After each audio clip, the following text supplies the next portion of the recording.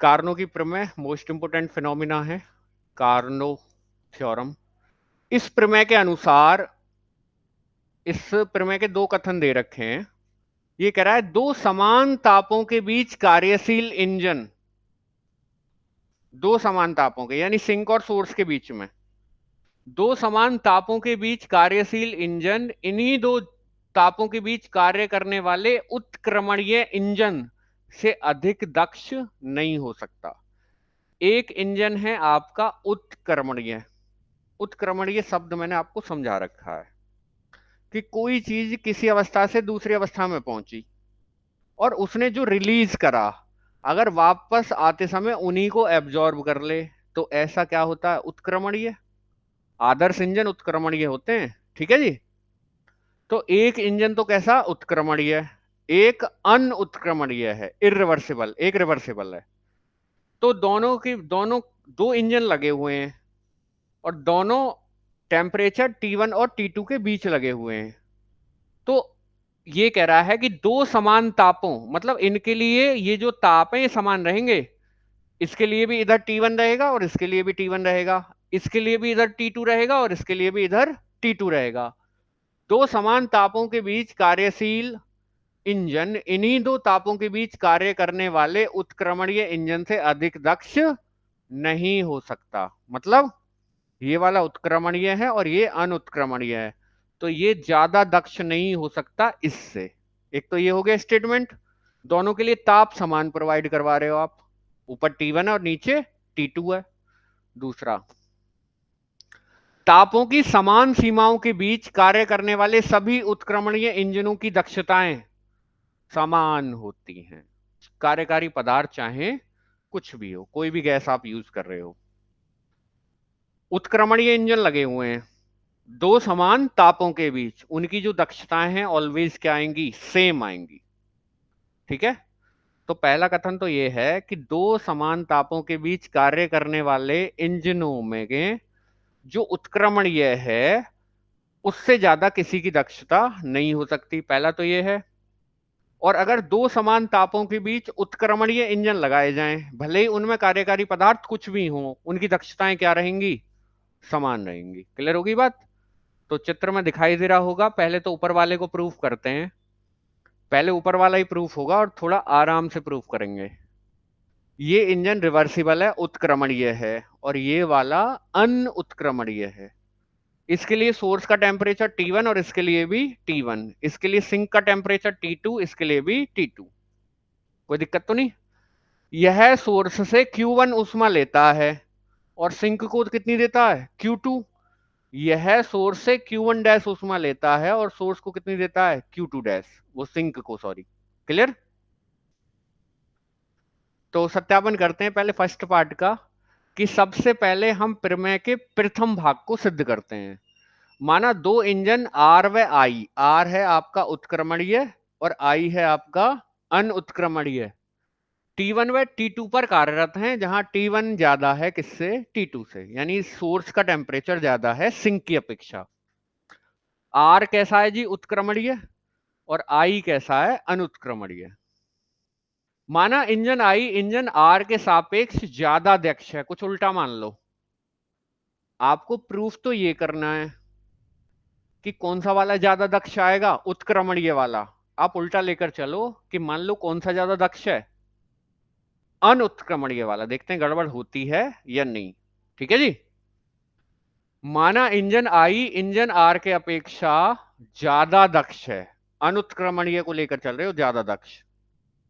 माना प्रत्येक चक्र में इंजन R ताप T1 पर स्रोत से Q1 उष्मा लेता है। R कितनी लेता है? Q1। तथा ताप T2 पर सिंक को Q2 उष्मा दे देता है। वो लिखी हुई है चित्र में। तो इस प्रकार से प्रत्येक चक्र में अनुत्क्रमणीय इंजन I ताप T1 पर स्रोत से Q1 डैश उष्मा ग्रहण करता है तथा ताप T2 पर सिंक की उष्मा Q2 डैश लौटा देता है। सिंक को, ये की नहीं है, क्या है ये? को। ठीक है। माना दो इंजन प्रत्येक चक्र में समान कार्य W करते हैं। माना दो इंजन प्रत्येक चक्र में समान कार्य W करते हैं। कार्य समान करते हैं, कितना? W। यह माना गया है कि अनुत्क्रमणीय इंजन आई उत्क्रमणीय इंजन आर की अपेक्षा ज्यादा दक्ष है। आप यहां किसको ज्यादा दक्ष लेकर चले हो? अनुत्क्रमणीय को, आई वाले को। तो ई आई बड़ा होगा ई आर से, यानी अनुत्क्रमणीय की दक्षता बड़ी होगी उत्क्रमणीय की दक्षता से। ई से डिनोट करते हो, तो Q1 dash minus Q2 dash upon Q1 dash आ जाएगी। ई आई तो फॉर्मूला पढ़े हुए हो। और ई आर क्या हो जाएगा? Q1 minus Q2 upon Q1। अच्छा, कार्य समान करते हैं तो कार्य बराबर होता है Q1 माइनस Q2 के। तो Q1 dash minus Q2 dash यहाँ भी W आ जाएगा, और Q1 माइनस Q2 यहाँ भी क्या हो जाएगा? W।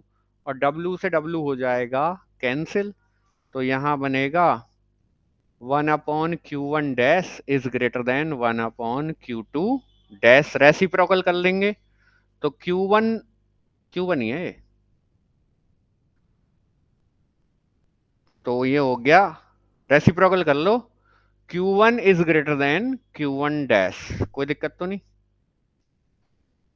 यदि दोनों इंजनों का कार्य समान है, वो बोला है समान कार्य करते हैं, तो पहले का कार्य Q1 dash minus Q2 dash के बराबर होगा और दूसरे का कार्य Q1 माइनस Q2 के बराबर होगा। अच्छा, तो एक काम करो, एक साइड ले जाओ, एक साइड ले जाओ, इस Q1 को इधर ले आओ, निगेटिव में आ जाएगा। ये Q1 इधर निगेटिव में और ये जाकर इधर पॉजिटिव में हो जाएगा, यानी मौजूदा टाइम पर ऐसा आ जाएगा कि Q2 minus Q2 dash is equal to Q1 minus Q1 dash. या फिर इसको भेजो, ये नेगेटिव में आ जाएगा और ये इधर आकर हो जाएगा पॉजिटिव में। ठीक है, इसको राइट हैंड साइड में भेजेंगे तो नेगेटिव में जाएगा Q1 माइनस Q1 डैश, और ये हो जाएगा Q2 माइनस Q2 डैश, वही लिखा हुआ है Q2 माइनस Q2 डैश। आप पीछे ये बता रहे थे हमें कि Q1 बड़ा रहता है किससे? यही तो था, Q1 बड़ा रहता है Q1 डैश से। जब Q1 बड़ा है Q1 डैश से, तो बड़े में से छोटा घटेगा तो कैसा आएगा? इधर पॉजिटिव आएगा। तो इधर भी क्या रहना पड़ेगा? पॉजिटिव। तो यानी Q2 बड़ा रहेगा Q2 डैश से। प्रूफ हो गया ये भाई। जब इधर वाली साइड पॉजिटिव आएगी तो इधर वाली को भी क्या होना पड़ेगा? पॉजिटिव होना पड़ेगा। ठीक है, तो Q2 अगर Q1 बड़ा है Q1 डैश से, तो फिर Q2 को भी बड़ा रहना पड़ेगा Q2 डैश से। ठीक है, यानी ज्यादा ऊष्मा ले रहा है कौन? कौन सा? ये ली गई है, ये वापस दी गई है। उत्क्रमणीय वाला ज्यादा लेता है अनुत्क्रमणीय के मुकाबले, और लौटाता भी ज्यादा है। ये पता चल गया, लौटाता भी ज्यादा है। क्लियर हो रही है? सिंक को ज्यादा ही देता है, ज्यादा लेता है उसके मुकाबले और ज्यादा ही देता है, लेकिन ज्यादा दक्ष किसको माना जा रहा है यहाँ? अनुत्क्रमणीय को। ठीक है, अब एक काम देखना, एक इंजन इनमें अनुत्क्रमणीय है और एक कैसा है? उत्क्रमणीय। ठीक है, उत्क्रमणीय का एक मतलब समझो, Q1 लेकर कार्य करता है और कितनी देता है? Q2। इसको उल्टा कर दो कि अगर इंजन पर, अच्छा इंजन यहाँ कार्य कर रहा है, इंजन क्या कर रहा है? कार्य। मैंने कहा था उत्क्रमणीय ये होता है कि उससे जो रिजल्ट प्राप्त हुआ, अगर उसी रिजल्ट को उसको दे दिया जाए तो जो उसने लिया था ना उसे वापस दे देता है। उत्क्रमणीय है, पहले ये बात जरा गौर से समझे कि इंजन कैसा है? उत्क्रमणीय। ये कितनी ऊष्मा ले रहा था भाई साहब? Q1। और कितनी दे रहा था? Q2। और कितना कार्य कर रहा था? W कार्य निकाल रहा था। तो ये उत्क्रमणीय है, यानी इसके साथ अगर ये व्यवहार किया जाए ना कि इसको अब की बार इस पर W कार्य करवाओ, क्या करवाओ? W कार्य करवाओ। उल्टा कर दो इसका सब कुछ, W कार्य कर नहीं रहा, इस पर कितना कार्य करवाओ? W। तो इधर से उल्टा होगा कि ये Q2 ऊष्मा लेगा सिंक से और सोर्स को कितनी लौटा देगा?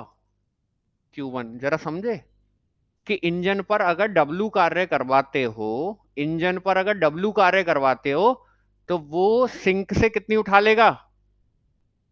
Q2 उठा लेगा। और सोर्स को कितनी दे देगा? यानी ये सारे काम उल्टे करवा देने। यहां सोर्स से ले रहा था सिंक को, लेकिन और फिर W देता था कार्य। आप इंजन पर कितना कार्य करवा रहे हो? क्योंकि ये उत्क्रमणीय है, रिवर्स में भी वही काम करेगा। तो अब आप इस पर कार्य करवाओगे तो ये कितनी ले लेगा सिंक से? Q2 ले लेगा। और सोर्स को कितनी पकड़ाएगा? Q1। तो इस इंजन को उल्टा करके अब ये कहोगे आप इसके लिए कार्य आएगा कहां से? इसके लिए कार्य लाओ। अच्छा एक काम और करो, दोनों कार्य समान कर रहे थे। जो आपका अनुत्क्रमणीय वाला इंजन है वो T1 ले रहा है। वो कितनी ले रहा है? T1 ले रहा है। वो सॉरी Q1 डैश ले रहा है। और सिंक को कितनी दे रहा है? Q2। सिंक को कितनी लौटा दी? Q2 dash. इसका जो कार्य है, इस कार्य को करवा दो आप उत्क्रमणीय पर। उत्क्रमणीय पर जैसे ही कार्य होगा तो तुरंत ये सिंक से कितनी लेगा? बताई थी उल्टा करेगा फिर काम। सिंक से कितनी उष्मा ले लेगा? Q2 उष्मा ले लेगा। और सोर्स को कितनी दे देगा? बना हुआ चित्र उसी के हिसाब से। अभी उल्टा काम कर रहा है। ठीक है। अब इससे काम हो रहा है, वो काम जा रहा है इस पर। तो ये स्वतः क्रियाशील बन गया या नहीं? अपने आप ही चलने वाला बन गया। अब ये जोड़ा अपने आप ही चलता रहेगा, वो कार्य देगा, वो उसको एब्जॉर्ब करके ऊष्मा इधर से खींचेगा, इधर देगा। आ रही बात समझ में? ठीक है।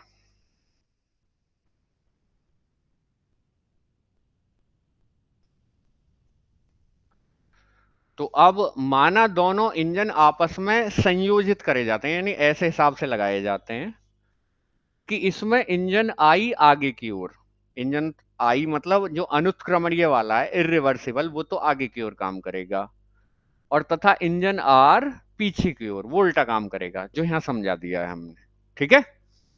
इंजन आर पीछे की ओर कार्य करे तथा दोनों के स्रोत व सिंक समान है। स्रोत व सिंक दोनों के समान है, पीछे लग रहा है।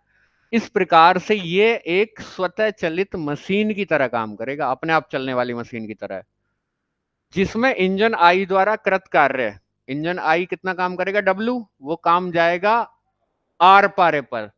तो आर द्वारा अवशोषित कर लिया जाता है, जिससे इंजन पीछे की ओर चलता है। उस कार्य के कारण इंजन किस तरफ चलता है? पीछे की ओर, यानी उल्टा काम करता है। सिंक से कितनी हीट उठा लेता है? Q2। और सोर्स को कितनी लौटा देता है? Q1। तो वही बात बता दीजिए, जिससे इंजन पीछे की ओर चलता है। इस प्रकार इंजन आई, अब इंजन आई देखो, सोर्स से Q1 डैश लेता है, ठीक है, और सिंक को कितनी देता है? उत्क्रमणीय वाला वो। अतः उत्क्रमणीय इंजन आर Q2 उष्मा को सिंक से, किससे? सिंक से अवशोषण करता है तथा Q1 उष्मा को स्रोत को देता है, सोर्स को। ठीक है जी, स्रोत को दे देता है। आगे बात समझ में? तो इस प्रकार से स्रोत से T1 पर प्राप्त ऊष्मा, स्रोत से। अच्छा एक बात बताओ, टी ये ऊपर लगा हुआ है, हैं? इससे उत्क्रमणीय वाला कितनी दे रहा है इसको? Q1 दे रहा है ना। और वो कितनी खींच रहा है अनुत्क्रमणीय वाला? ठीक है। कितनी दे रहा है? कितनी? Q1 dash. Q1 डैश एक तो ले रहा है अब उष्मा सोर्स से, और एक दे रहा है। ठीक है। तो इतनी तो दी, इतनी तो दे दी, और इतनी ले ली। तो इतनी प्राप्त कितनी हुई? Q1 minus Q1 dash. अब ताप T हानि, ताप T2 पर सिंक द्वारा ऊष्मा हानि। हाँ जी। एक इंजन ने तो पकड़ाई उसको Q2 डैश, और एक ने उससे कितनी खींच ली? Q2। जो उत्क्रमणीय वाला उसने ली थी ना, तो एक ने तो जो अनुत्क्रमणीय वाला है उसने तो दी, कितनी दी, Q2 डैश, और जो उत्क्रमणीय वाला है उसने कितनी खींच ली, Q2। ठीक है, तो खींच ली ऊष्मा हानि। हानि का मतलब है खींचना पॉजिटिव माना जाएगा, खींचना पॉजिटिव और दी गई घटेगी ऊष्मा हानि। क्लियर होगी बात। तो तथा निकाय पर किया गया कुल कार्य अब 0 रहेगा, क्योंकि जो कार्य होता है उसको दूसरा वाला अवशोषित कर लेता है। तो कुल कार्य क्या रहेगा, 0, यानी कोई परिवर्तन नहीं होगा, जितनी ली जाएगी उतनी दी जाएगी, यानी यहां जो गेन हुआ उतना यहाँ लॉस के बराबर होगा। तो इन दोनों ऊष्माओं को रख दो आप बराबर, रख दी।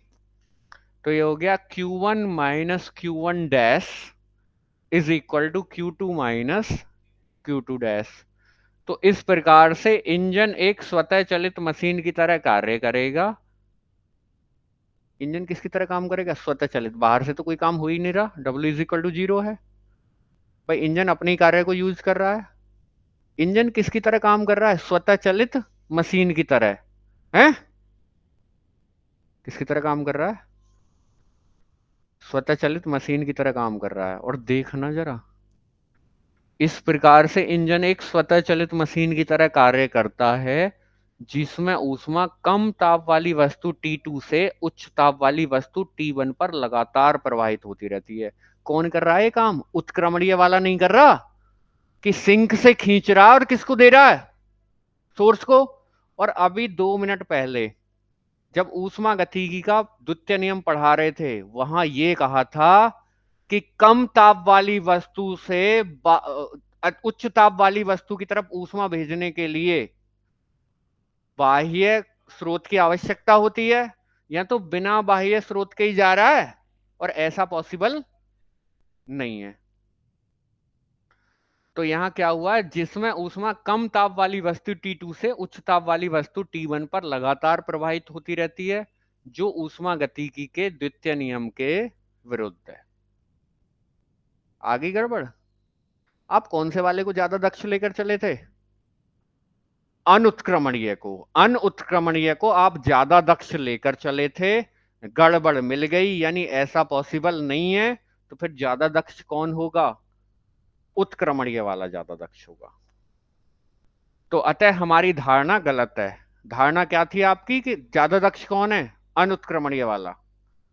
तो ये और ये निष्कर्ष निकलता है कि दो समान ताप पर कार्य करने वाला इंजन उसी तापों पर कार्य करने वाले किसी भी उत्क्रमणीय इंजन से अधिक दक्ष नहीं हो सकता। क्लियर है ना।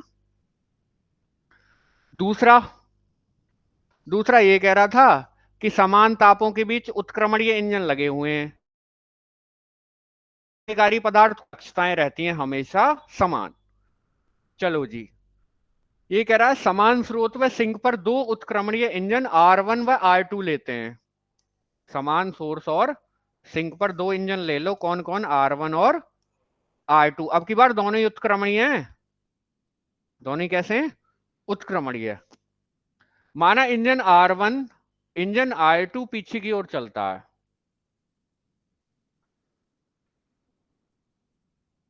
R1 आगे की ओर चल रहा है, मतलब R1 इस ओर चल रहा है और R2 इस ओर चल रहा है। ठीक है, तो अभी आपने पीछे एक बात प्रूफ करी कि जो आगे की तरफ चलता है वो इस पीछे की तरफ चलने वाले से ज्यादा दक्ष नहीं हो सकता। तो ये कह रहा है कि माना इंजन R2 पीछे की ओर चलता है तथा R1 R2 की अपेक्षा अधिक दक्ष नहीं हो सकता। ये वाला ज्यादा दक्ष नहीं हो सकता इसके मुकाबले। अभी पीछे प्रूफ करके आए हो ना। अब दोनों की जगह बदल दो, दोनों की जगह बदल दो थी। तो ये कह रहा है इसी प्रकार R2 इंजन R1 को पीछे की ओर चलाता है। अब ये जगह मतलब बदलो, इसको R1 ही रहने दो और इसको R2। अच्छा, जब ये इसके परस्पर पीछे की ओर चल रहा है तो इसके परस्पर ये भी तो पीछे की ओर चल रहा है, तो ये वाला दक्ष नहीं हो सकता इसके मुकाबले। तो ना तो R1 R2 की अपेक्षा ज्यादा दक्ष हो सकता पीछे वाले से, और ना ही R2 ज्यादा दक्ष हो सकता R1 के मुकाबले। तो फिर दोनों ही कैसे होंगे, समान रूप से दक्ष होंगे। तो अतः स्पष्ट है कि दोनों इंजन R1 व R2 समान रूप से दक्ष हैं। तो अतः इस प्रकार उत्क्रमणीय इंजन की दक्षता स्रोत व सिंक के तार पर निर्भर करती है, कार्यकारी पदार्थ की प्रकृति व गुणों पर निर्भर नहीं करती। क्लियर होगी? तो समान तापों पर अगर दो उत्क्रमणीय इंजन लगे हुए हैं तो उनकी जो दक्षता वो कैसी होगी? समान। ये हमने इतना सा जो प्रूफ कर दिया, ये पीछे वाले आर्टिकल से प्रूफ हो गया। ये कोई भी इंजन है, अगर पश्च अभिनित यहां कोई इंजन लगा हुआ है, उत्क्रमणीय है, तो ये वाला ज्यादा दक्ष होगा। अब इसको भूल जाओ, ये कोई भी है, इसके मुकाबले ये तो पश्चावनित है। पश्चावनित का मतलब है उल्टी दिशा में कार्य करने वाला। अब इसकी दिशा में ये उल्टी दिशा में कार्य कर रहा है, ये कैसा ही हो, ये ज्यादा दक्ष होगा। ठीक है, तो यहां से तो पता चला कि R2 ज्यादा दक्ष होगा R1 के मुकाबले। यहां से पता चला R1 दक्ष होगा R2 के मुकाबले। तो दोनों कैसे हो गए? बराबर दक्ष हो गए।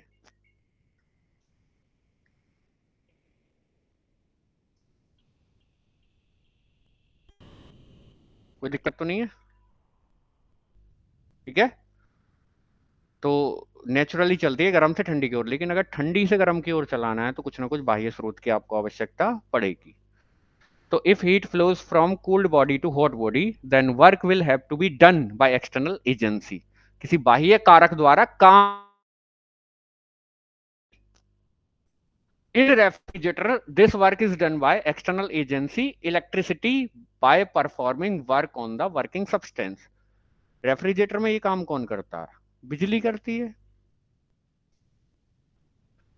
कार्नो थ्योरम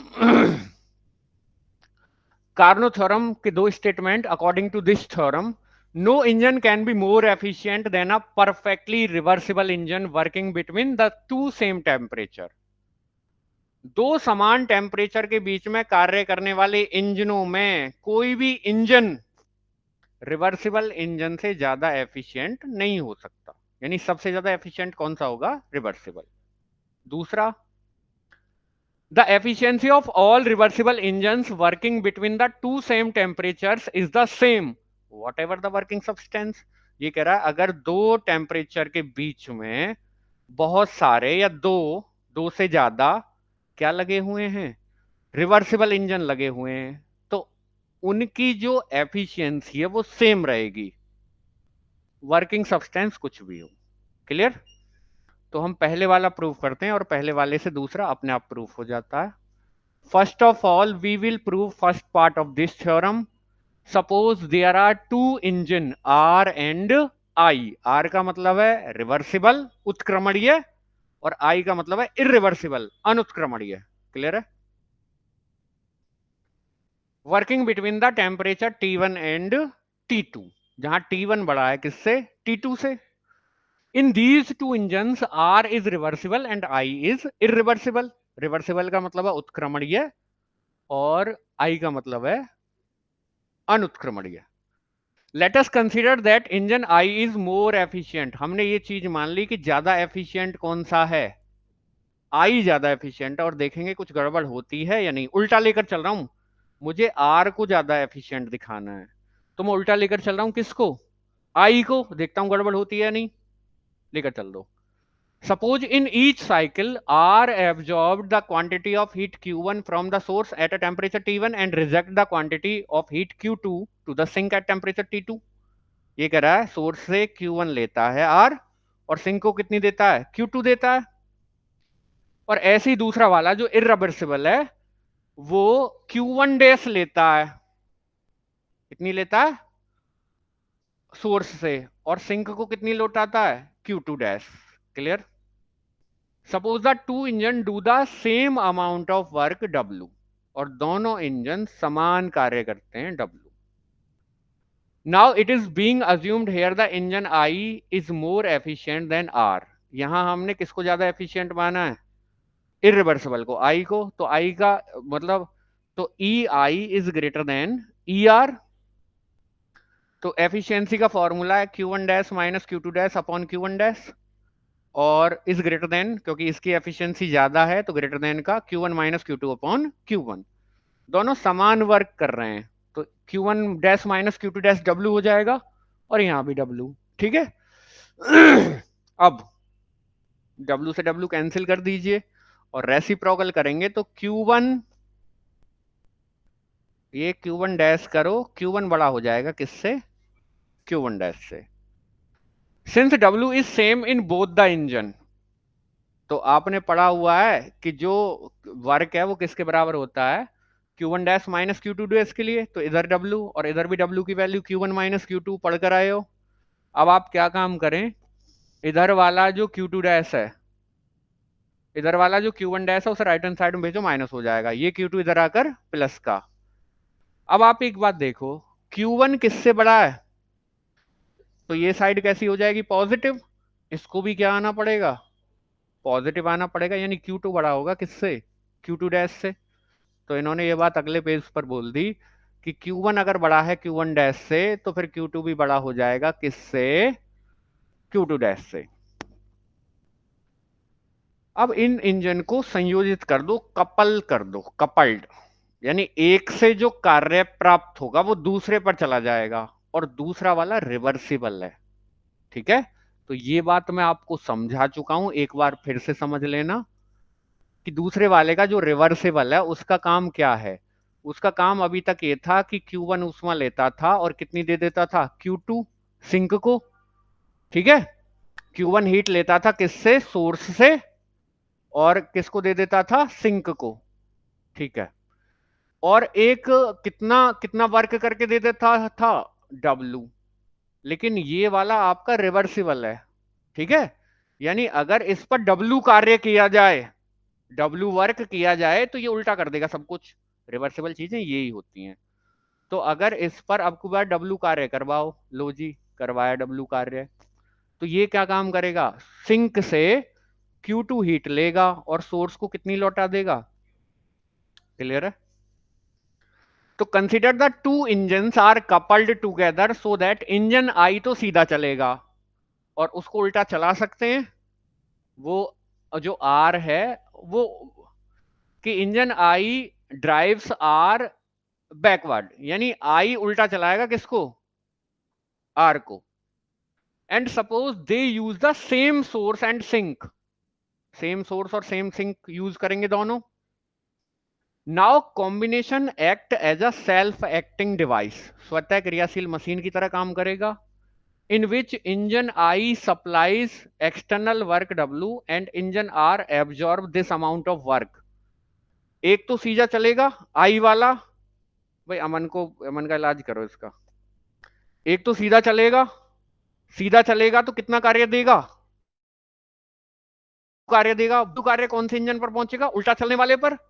तो जब W कार्य इस पर पहुंचेगा तो ये सिंक से कितनी हीट उठा लेगा? Q2, और सोर्स को कितनी दे देगा? Q1। तो ये कह रहा है कि engine I in it cycle absorb heat Q1 dash from the source and gives up heat Q2 dash to the sink. एक तो सीधा सीधा काम कर रहा है। R in its reversible cycle absorb heat Q2 from the sink, sink से कितनी उठा लेगा? Q2, और सोर्स को कितनी दे देगा? Q1। उल्टा कर रहा है। ठीक है जी। तो गेन कितना हुआ? किस पर? सोर्स पर। उससे कितनी ले ली गई? एक इंजन द्वारा Q1 डैश, और एक ने उसको लौटाई, तो गेन लौटाने जाना वाला प्लस होगा। तो कितना गेन हुआ जी? Q1 minus Q1 dash. Clear है? And loss of heat by the sink at temperature T2, और सिंक पर लॉस। तो एक ने तो दी, जो आई है उसने क्या दी, और जो आर है उसने उठा ली। तो जो दीने वाली है, क्योंकि आप लॉस देख रहे हो, उठाने वाली ली जाएगी प्लस में और देने वाली ली जाएगी माइनस में, क्योंकि आप लॉस देख रहे हो। तो Q2 माइनस Q2 डैश। अच्छा, so net external work done on the system, system पर बाहर से कोई काम करना पड़ा? नहीं करना पड़ा, खुद ने ही काम किया, एक ने काम किया दूसरे पर, बाहर से तो कोई काम करना नहीं पड़ रहा। तो बाहर से किया गया कार्य क्या रहा? 0। ठीक है, Q1 माइनस Q1 डैश पीछे था, बराबर है किसके? Q2 माइनस Q2 डैश के। तो आप एक चीज यहां नोटिस कर पा रहे हो कि बिना कोई बाहर की हेल्प लिए ऊष्मा इस सिस्टम में, हीट इस सिस्टम में ठंडी सिंक से गर्म सोर्स की तरफ बह रही है। बह रही है ना? कोई दिक्कत तो नहीं? ठीक है। तो it means that complete engine forming, यानी इस पर कोई बाहर से काम नहीं करना पड़ रहा है, खुद ही कर रहा है। Self acting device unaided by any external agency transfer heat continuously from a body at a lower temperature T2 to a body at higher temperature T1। यानी यहां बिना किसी एक्सटर्नल एजेंसी के, बिना किसी चीज से सहायता लिए ठंडी वस्तु से हीट किसकी तरफ ट्रांसफर हो रही है? गर्म वस्तु की तरफ। और ऊष्मा गतिकी का जो सेकंड लॉ है वो मना कर रहा है, सेकंड लॉ ऑफ थर्मोडायनेमिक्स, वो कहता है कि बिना एक्सटर्नल एजेंसी के पॉसिबल ही नहीं है। तो गड़बड़ हो गई, which is against the second law of thermodynamics. So our assumption is wrong. आपने जो माना था कि कौन सा वाला ज्यादा एफिशिएंट है, आई वाला, वो गलत था। यानी एफिशिएंट कौन सा ज्यादा होगा? Are. And it concludes that no engine can be more efficient than a perfectly reversible engine working between the same temperature। ठीक है? के बीच कार्य करने रिवर्सिबल इंजन से ज्यादा दक्ष कोई भी नहीं हो सकता। क्लियर है ना? अब consider two reversible engine R1 and R2 working between. अब आपको यह दिखाना है कि समान तापों के बीच में अगर कोई दो रिवर्सिबल इंजन कार्य कर रहे हैं तो दोनों की जो एफिशिएंसी है वो सेम रहेगी, वॉट एवर द सब्सटेंस। ठीक है? आप लगा लो, आप लगा लो, लगा दें। ये रहा जी T1 ऊपर और ये रहा नीचे T2। एक इंजन ये रहा और एक इंजन ये रहा। इसको अभी R1 नाम दे दो और इसको R2। तो एक पीछे की साइड चल रहा है और एक आगे की साइड चल रहा है, सपोज टू बी। ठीक है? हमें मतलब नहीं है कैसा है, हमें बस ये पता है कि इंजन है। इसके रेस्पेक्ट में ये रिवर्स चल रहा है और कैसा है? रिवर्सिबल। उल्टा चल रहा है और कैसा है? तो पिछले वाले पार्ट से ये वाला ज्यादा दक्ष हो जाएगा, तो R1 ज्यादा दक्ष नहीं हो सकता R2 से, पिछले पार्ट से ही। अब आ जाओ इधर, घूम जाओ, इधर घूम जाओ। ये R2 मुझे नहीं पता कैसा है। ये R1 इस R2 के मुकाबले उल्टी दिशा में चल रहा है और कैसा है? रिवर्सिबल। यानी R2 ज्यादा दक्ष नहीं हो सकता R1 से, वो उससे ज्यादा दक्ष नहीं हो सकता, वो उससे ज्यादा दक्ष नहीं हो सकता। तो दोनों बराबर दक्ष होंगे। हो गया प्रूफ। यानी दोनों बराबर एफिशिएंट होंगे। तो consider two reversible engine R1 and R2 working between the same source and sink if we suppose that engine R1 drives R2 backward। एक उल्टा चला रहा है दूसरे को, तो ये भी तो उल्टा चला रहा है इसको। R1 can not be more efficient then R2। R1 R2 के मुकाबले ज्यादा एफिशिएंट नहीं हो सकता पिछले पार्ट से। If we suppose that R2 drives R1 backward, अगर हम ये मान लें कि अब की बार R2 चला रहा है R1 को उल्टी दिशा में, तो यहां R2 ज्यादा दक्ष नहीं हो सकता R1 के मुकाबले। ठीक है? तो it means that two engine R1 and R2 are equally efficient. तो final statement, hence the efficiency of a reversible engine depends only on the temperature of the source and the sink and is completely independent of the nature of the substance। तो दो temperature के बीच में लगे हुए reversible engine समान रूप से efficient होंगे।